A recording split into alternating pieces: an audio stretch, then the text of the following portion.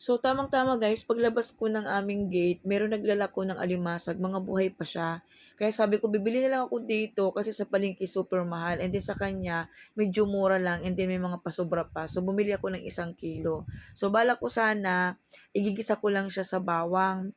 Pero naisip ko na parang masarap to lagyan ng gata and then lagyan ng kalabasa and sitaw. Ayan, agad-agad ako pumunta ng Talipapa, malapit lang din naman dito sa amin. So, ayan na nga guys, napagdesisyonan na lang namin na lagyan na lang siya ng gata and then lagyan siya ng kalabasa at sitaw. Kaya ayan, dali-dali akong naggisa ng luya and then bawang sibuyas.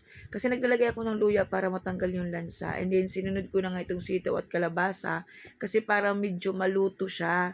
And then naglagay ko ng konting patis para magkaroon siya ng lasa. Gusto ko kasi guys, maluto muna yung gulay bago ilagay yung alimasag kasi pag once nilagay mo na yung alimasag dyan, isusunod mo, pagka naluto na siya, wala ng laman kasi parang natutunaw siya or parang pumapayat siya pagka lutong-luto yung alimasag kahit sa hipon ganun din. So ayan, nilagay ko na nga yung huling piga para pakuluan din yung gulay. Nung medyo malambot na yung mga gulay, sinunod ko naman ilagay itong alimasag. Tingnan nyo naman guys, gumagalaw pa siya.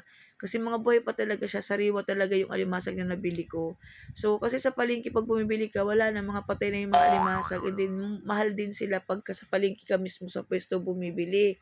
So, ayan, last ko na nga nilagay itong unang-unang piga. Ayan, tapos naglagay ko ng konting patis, tapos magic sarap. Hindi na ako naglagay ng asin.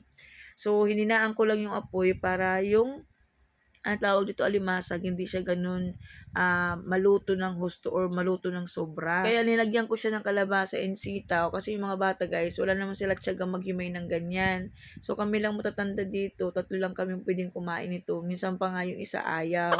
So, ayan, masarap kasi ito sasawsaw mo sa may siling, yung patis na may sili, tas kalamansi, tas lagyan mo ng suka konti. Yan talaga yung pinaka the best dyan, guys. Madalas kasi guys, hipon lang kami palagi kasi hindi rin ako nakakita dito ng mga alimasag na ganito. Minsan kasi may mga alimasag dito, sobrang liliit naman. Tapos pag malalaki, minsan nauubusan ako pagdating ko wala na. So ito, medyo sakto lang siya. Ayan. And then, nung kumukulo na, papalaputin ko lang ng konti. Nilagay ko na ng siling haba. And then, naglagay din ako ng siling labuyo para medyo may kapit or may anghang siya ng konti. So, yung mga bata makakakain na nito kasi may gulay at may kalabasa naman siya. Tapos, may sabaw.